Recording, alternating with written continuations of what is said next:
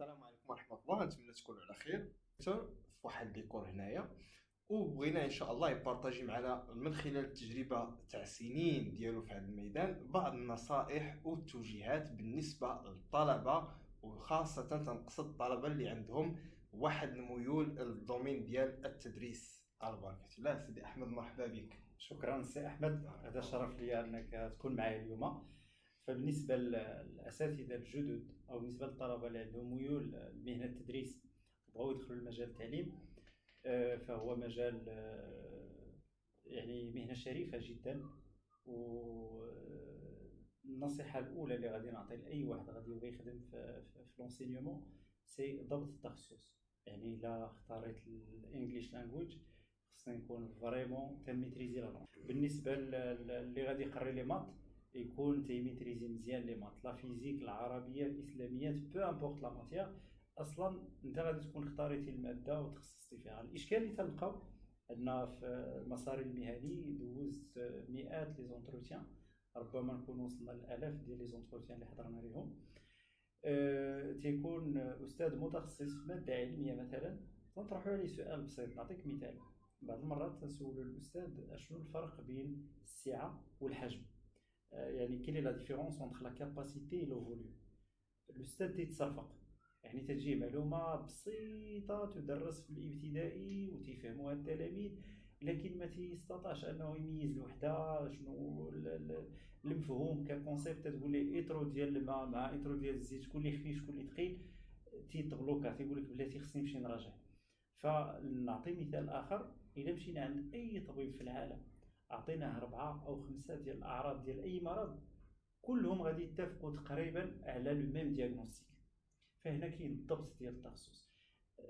غادي يقول لي بعض الاخوان: لو واش تقارنا بالاطباء ولا راه الضبط ديال التخصص ما فيش واش طبيب ولا انفيرمي ولا استاذ ولا مدير ولا كوتش ولا خذ لو ميتي اللي بغيتي في لو موند، مطلوب منك انك تقنه هو الاول.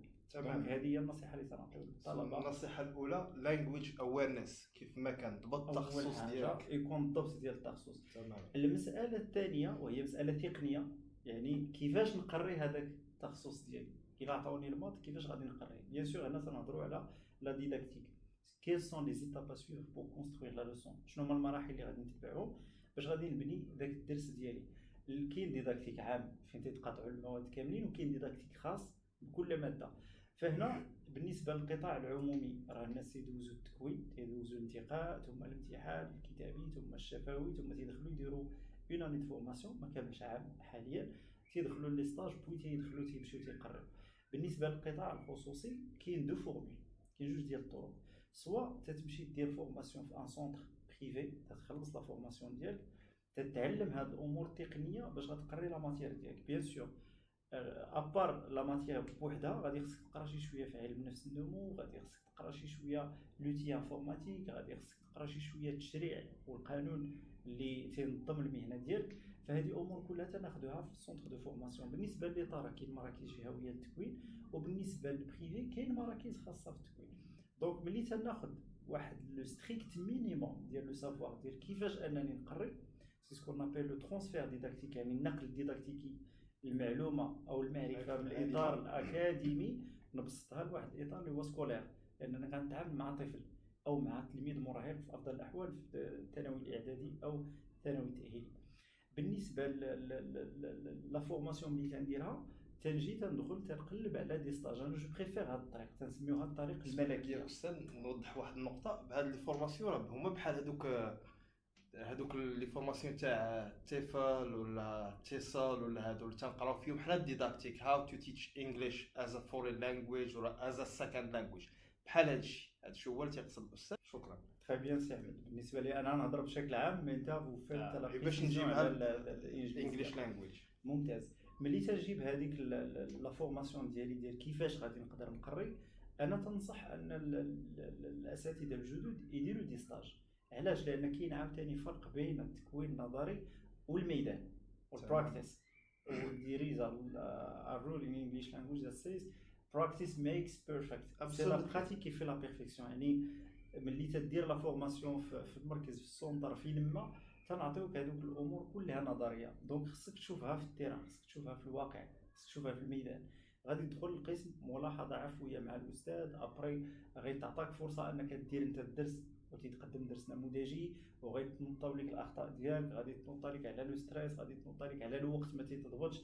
هذه امور كلها ما كاينش شي واحد اللي تزاد تعرف ليها، مي تنتعلموها اي او فور اي ميزور. احنا غاديين مع لا فورماسيون مع شويه ديال البراتيك مع هذا الوقيته اللي تندخل. انا تنقول اللي بغى يدخل لشي دومين يدخل الباب ما يدخلش من الشر، يعني ماشي بلاتي انا ما لقيتش ما ندير غادي نمشي لونسينيومون. دخلت تنقري مثلا لونجلي كاع غير حيت انا تنعرف ندوي مزيان الانجليزيه وضابط دوك لي غواج ديال لا لونغ كومون دي اون فرونسي، وغادي ندخل راه غادي نقري، راه ماشي نيسيسيرمون غتكون ان بون بروف.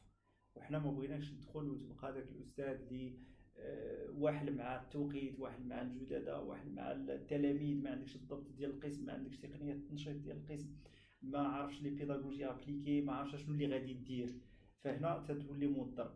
فبحال تنقول انا راك دخلتي من الشر، مي الا دخلتي من الباب ستادير عندك الضبط ديال التخصص، عندك ما تقول في التخصص ديالك، بوي درتي اون فورماسيون اللي تعلمتي فيها كيفاش تقري هذيك لا ماتيير، درتي دي ستاج، ابري هنيئا لك الصفه ديال الاستاذ، وهنيئا لك لا كاسكيط راك درتيها على راسك ديال انك واحد غتكون ا جود تيتشر ان شاء الله. يعني يا استاذ نقرا ناخذ هذاك النظريات وداك الشيء اللي تعلمت في المركز، عاد تيجي مساله اخرى تنمشي ندوز ستاج مثلا في المدارس الخصوصيه اني باش نلقى فرصه فاش نطبق دوك المعارف ودوك التعلمات اللي اكتسبتها في المركز. تماما سي احمد، شكرا جزيلا.